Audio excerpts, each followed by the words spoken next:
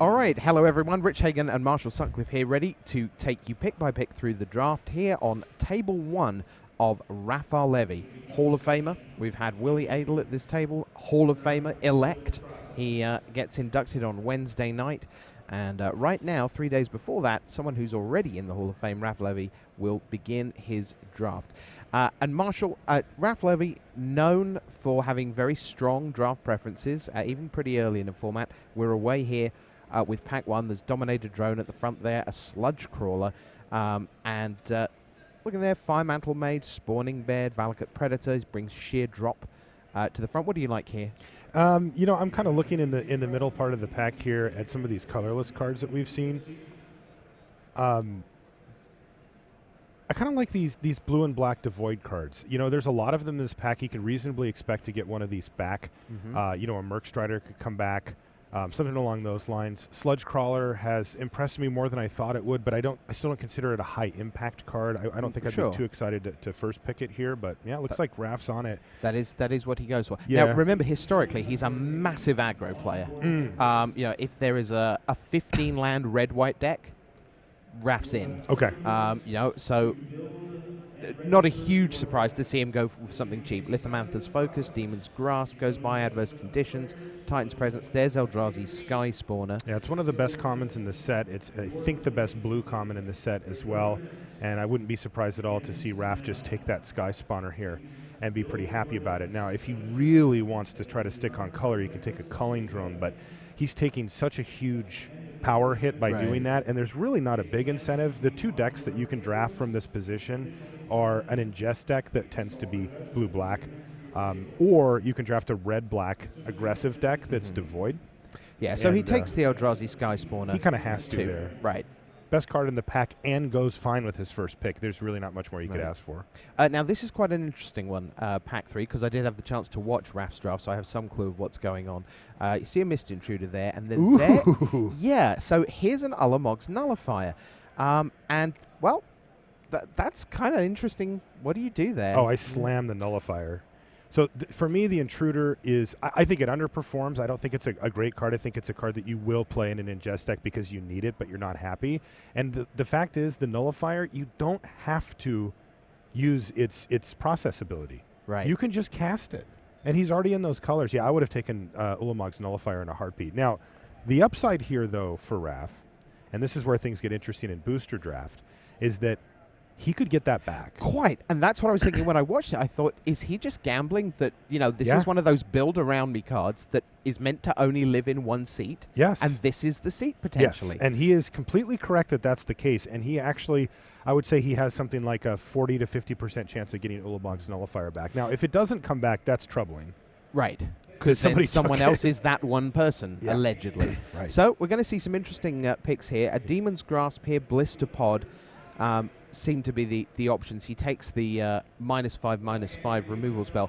Demon's Grasps went very late.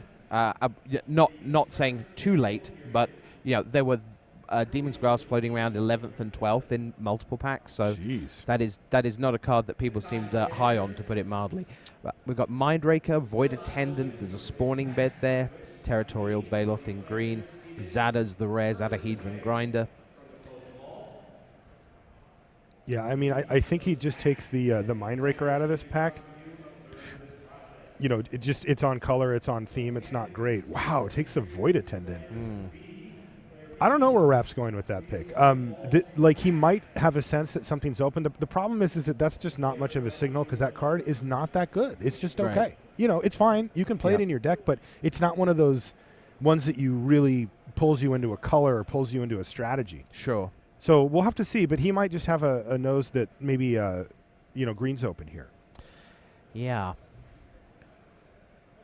They had a little moment in the draft itself. I'm sure you had that exact same moment with Willie Adel where they just paused briefly. Yeah. But we're about to pick up these 8 cards again. Or 9 cards as it is. So there's Dominator Drone. Sure Strike, Stone Fury, Valak Invoker, plenty of red cards in the pack. Another Blister Pod that he brings near the front and starts debating which of these two he wants. I mean, I like the Dominator Drone here just on the sort of straightforward power level. It does go better in the red-black version of the deck than the blue-black or even the green-black, but I just think it's a high enough power level to go for it. Blister Pod is a really narrow card. Nothing wrong with it. It's okay, but you need to be able to take advantage of the fact that it replaces itself with some synergies. It's not good enough on its own. So we're looking at Mindraker and then another Dominator drone. Yeah, I like Dominator drone a lot better than Mindraker in general, and I would take it here. Is that how much of that is about what the cards do, and how much of that is about you just like 3/4? Yeah, like 3/4. I think the cards are comparable. Dominator drone, its trigger where your opponent loses 2 life happens often. It's pretty trivial, easy to get that to go. Mindraker is much more conditional. Ooh. Right, so that I'm guessing Swarm is... Surge. Yeah, I didn't think you were doing that over a Cliffside Lookout. There indeed is a Swarm Surge, which clearly fits perfectly with what he's trying to do. Now, at the moment, it's not what he's going to get to do because we're still in Pack 1. And, so this is all the expectation of where I'm going to head because, the Swarm Surge, though, is just what he wants. He's got a salvage drone coming back as we head... again, takes a quick look at Kozilek's Sentinel. Yeah, it's interesting. This pick, I think I would take the Kozilek Sentinel, not with the plan of moving into red, but with the plan of testing the waters, because that card's a lot better than Salvage Drone is. I think Salvage Drone is borderline unplayable, where the Kozilek Sentinel is playable. It's okay. And look, maybe a bunch of red cards come your way and you go. If you don't, you've given up a Salvage Drone. It's not that big of a deal. So I mentioned Demon's Grasps going late. There's Raph with one of them in the pack with 5 cards left, and he's passing that down the stream. Here's Maya's Malice. Now, is that a card that you think is likely to make a main deck, or is this is against slow decks you sideboarded in? Yeah, we saw it a lot yesterday in Sealed, but I don't expect to see it in Draft very often at all. Desolation Twin, 3rd from the end. Yeah, that's probably where it belongs. I mean, yeah, right. But I mean, this says that no one has really gone in on the Eldrazi Gamut. At this point, you know that when you're building your deck, you don't have to plan to be against that player because that player isn't there. Yeah. Someone's just putting a Desolation Twin in their trade binder. No, you're absolutely correct. So, and it's not Raph either.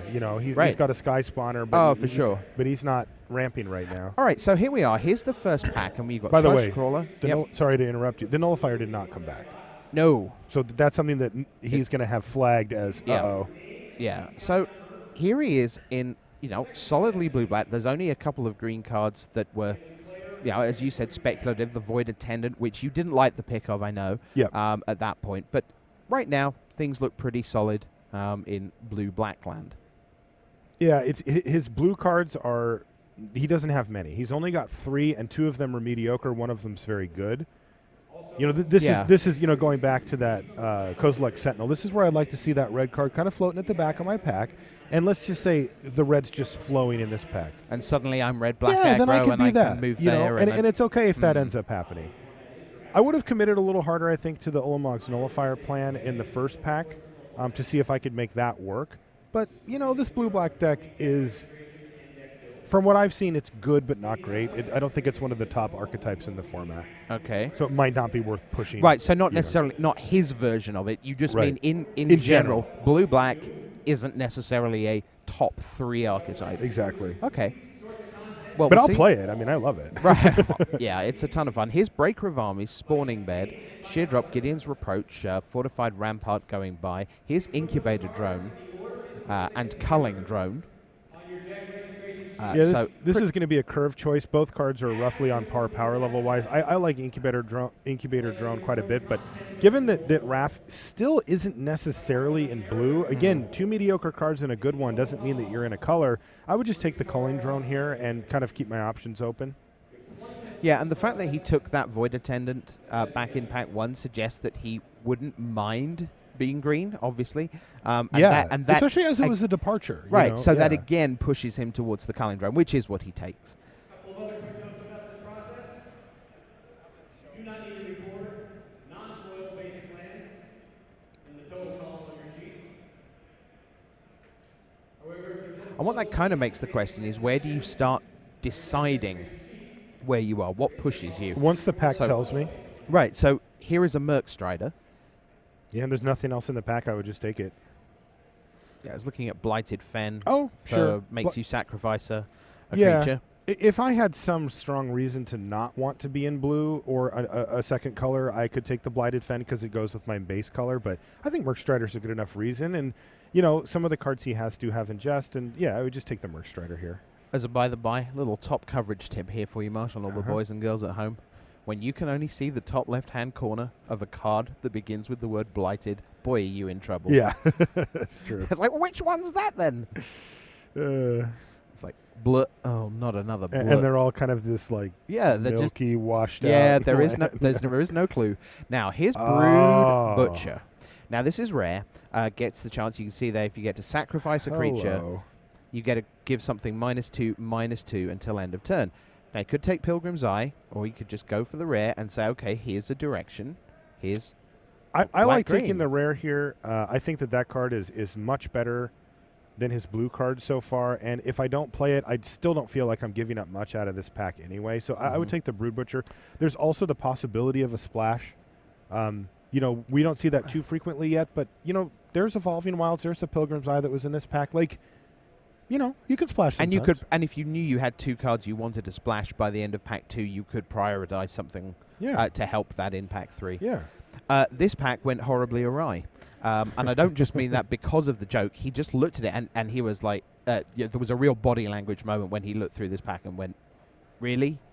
There are 11 cards in the pack, and I want to play none of them ever. Yeah, these are all. They're just miserable. Yeah. There's some reasonable cards in the pack, but just none for him. Yeah, he was not a happy camper at that point. There are some upsides later on, but this was not one of them. So on we go.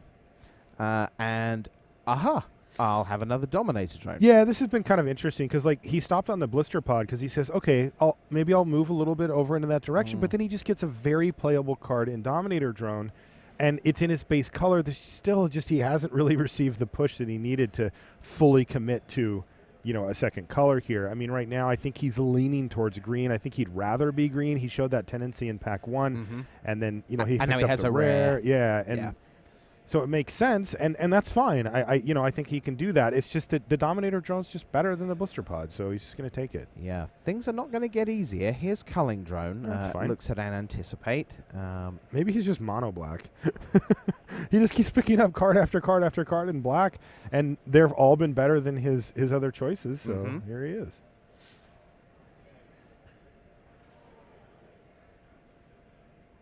Yeah, so there's Culling Drone, pretty straightforward. And now we're going to have another choice, like a proper choice.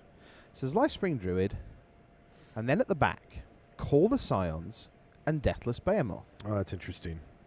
Yeah, it's funny. Again, in the interest of staying open, I would take the colorless card here.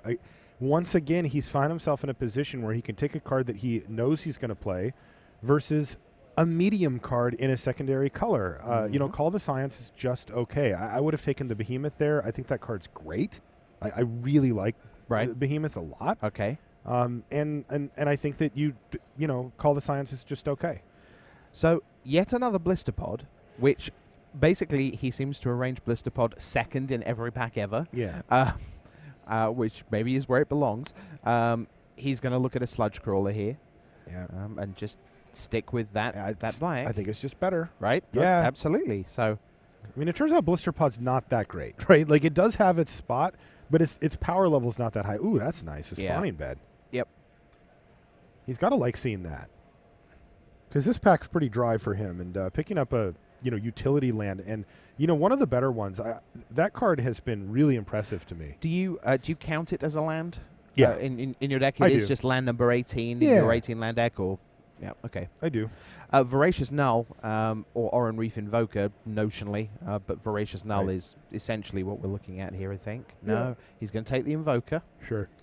So, we are now in that position, and you're going to see it really clearly when he gets his 45 seconds to review in just a moment, is, yes, we're super black, but we don't know quite where we're going next. No, it's funny.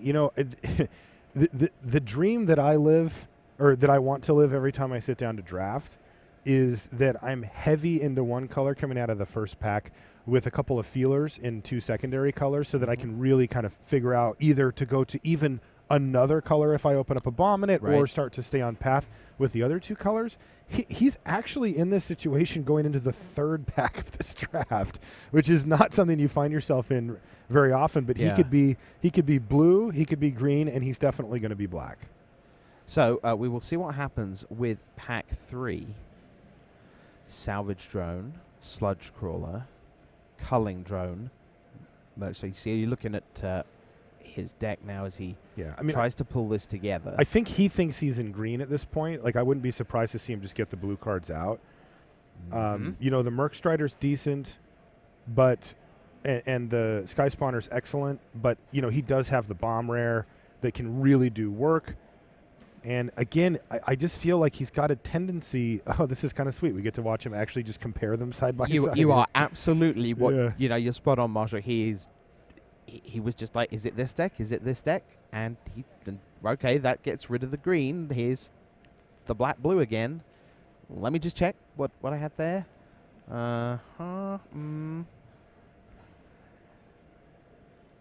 And that, remember, is a 45-second period of intense thought as you head towards what is Yeah. your plan for pack 3. I think his idea was he wanted to get 2 snapshots there, right? He wanted Yeah. to get a snapshot of what one deck looked like, and then he quickly shuffled in the other in roughly a curve order and got the snapshot of the other.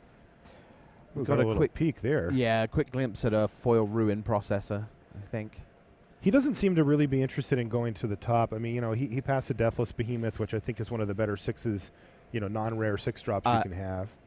Raph, super aggro guy, likes cheap. I can respect that. Yeah, I mean, In absolutely. booster draft, that is not a bad motto to have, is just take the cheap cards. You don't want to go too low. So they're just having a little pause before they begin pack 3, and well, it's going to be an interesting ride through pack 3. So what Raph's going to do is he's going to take any good black cards. That's easy. Yes. And then he will be looking once again for something to solidify him in either blue or green. Right. And that's what we're going to look at here. So if he opens up a green bomb, he's in green. If he opens up a blue bomb, he's going to move into blue, and he will forgo those green cards. And the other option for him here is just to keep taking good black cards if they're around. So there's a Ruination Guide. There's a Swarm Surge.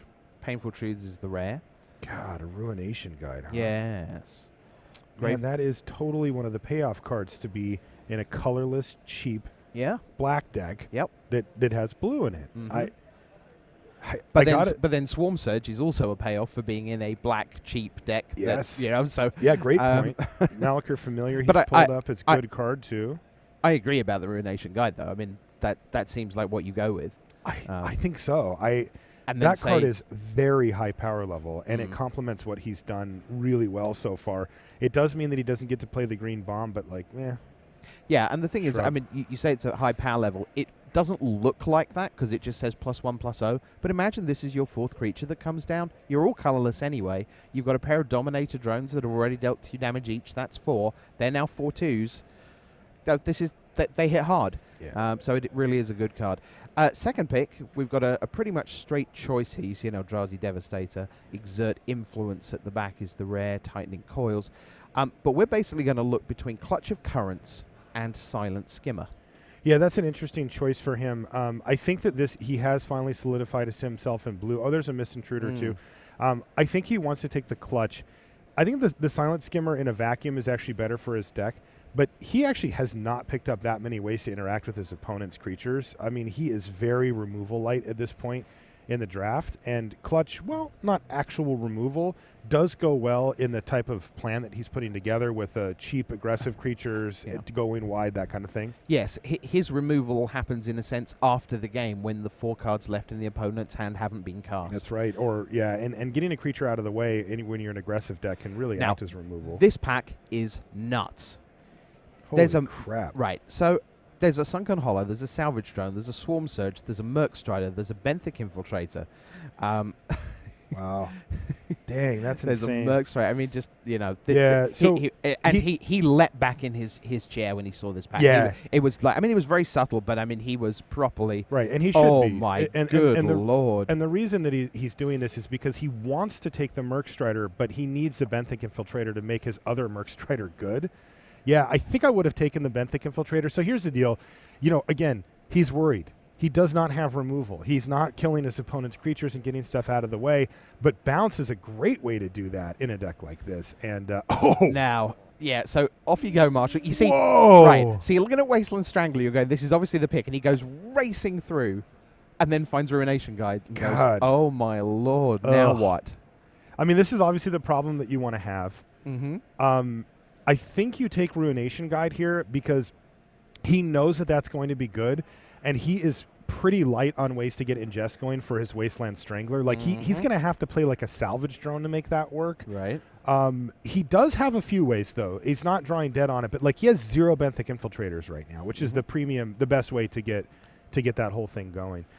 I don't really blame Raph for taking it, though. He took the Wasteland Strangler. Yeah. It's such a high power level card here. That was an Incubator drone. It's the only card in the pack for Raph there, and it's a good one too. Yep. Makes 2 bodies. Again, I think that you'd take the card that you always know is going to be good in your deck versus the one that is sometimes good, although better when it's good. Yeah, and also, But I think I like it if better. you ever get the second Ruination Guide down, the pair of them together, yeah, I mean, that's just nasty. That's just nasty, yeah. Yeah, I think I would have taken the guide there, but I don't fault Raph. The Wasteland Strangler is excellent. So here's a culling drone, Spell Shrivel, Scour from Existence. Again, more indications that no one is trying to play the super high-end Eldrazi, suck up all the Scours and the Devastators. This is just going to be a straightforward culling drone. Yeah, for Raph. I don't think Raph's into the whole Spell Shrivel thing. He wants to just plop down a bunch of threats and kill his opponent with them. Yeah, I mean, he's never passing the turn on turn 3. Yeah. It also makes that Wasteland Strangler a lot better. Like, I think that's his 2nd or 3rd culling drone. If you just get critical mass, you can just punch through a bunch to get your processing enabled. So here's a Grave Birthing. All right. Just cycle through. Worth noting again, Eyeless Watcher and Eldrazi Devastator sitting there in the pack. But yeah, nothing too exciting. Someone will want the Sure Strike probably at some point. Yeah, but that's yet another processor enabler. He's really kind of turned the corner on this. He had a few already, and he just picked up back-to-back enablers as well. So, that Strangler's looking to get its strangle on for sure. Calastria Nightwatch, here's Tide Drifter. So I'm a big fan of that card. Right. I mean, it's the wrong way round in a sense for Raph because it's +0/+1. But still a card you'd want in this deck. I mean, are you happy with that as a 2-drop? God, I don't know. Right, I'm taking it here. Sure. That's not on the table. But, Raph really is looking to be aggressive here. I think it still makes the cut ultimately. But it doesn't fit into what he's trying to do perfectly well. Ruin Processor still in the pack. Painful Truths the Rare still in the pack. And there's yet another Eyeless Watcher. But here's Grave Birthing. Sure. Which, again... Yeah. I mean, you're going to play those just on the basis that you get a little bit deeper, aren't you? He might play one. I mean, he's got plenty of playables, and that is not a high-impact card. Oh, hello. Yeah. Now, you see, this is nice. Apart from the fact it looks lovely, this is an ingest, and it's a vaguely reliable ingest. Yeah. I mean, it isn't always going to get through, obviously. Oh, no. But it does often. It's pretty reliable. Yeah, his ingest is now fully turned on. Like, now he actually just wishes, Swarm Surge with 4 cards left. He couldn't believe that he got that salvage. That is amazing. Because that was from the pack with the Merc Strider, the Culling Drone, the Swarm Surge, the Incubator Drone. They were all piled up. They were all piled up, and that's what he got back. And when he got that, he was like, yes, thank you. And now he's getting a 3rd to last pick Misintruder yes, here. He so is. Things have really come together for Raph here. He Yeah. seems to have found his seat with the blue. And, yeah, great stuff for Raph Levy. I think his deck is going to be actually quite sweet. And I think he's going to be happy to have chosen blue as his secondary color here. Yeah, so there we are. That's the draft of Raph Levy. Going to bring you back to the booth. And Marshall, I think one of the most interesting things there is, different formats have a density of playables. And there are some formats where if you are not in the right seat by pick 4 of pack 1, you are in desperate trouble. And then there are other formats where you can spend most of pack 1 and even a little bit of exploration in pack 2 quite comfortably fiddling about and finding your way and then going, okay, round about pick 4 of pack 2. I know where I'm going. And then you go there and it's fine. And this seemed to be a format where, as we saw, all these back-end 11th pick Demon's Grasp, 11th pick Swarm Surge, 12th pick Mist Intruders, cards for people's decks are appearing very late. And again, like an Eyeless Watcher, whoever wants that is getting that 12th, 13th. And that's a sign of a tribal format where a lot of highly cards, synergistic. yeah, where cards only live in a couple of seats around the table, or sometimes none, which is why notionally powerful cards sometimes just don't sit anywhere because no one's in that particular tribal seat. Yeah, you know, we saw that in pack 1 with the Ulamog's Nullifier, right? That was the card that went around. I want to know where that thing ended up. Because now, is it in someone's sideboard? Yes, I think somebody just was like, I'll just take this, because nobody else, clearly based on the picks that we saw coming down the pike on pack 3, nobody's in that deck. I mean, he got a third to last pick Mist Intruder, which again isn't a high pick, but it doesn't go that late for the person that wants it. And the person that wants it is the one who's playing Ulamog's Nullifier. So my guess is that that's sitting in somebody's sideboard. All right, so there we are. That was Raphael Levy from the morning draft here at Battle for Zendikar at Grand Prix Madison.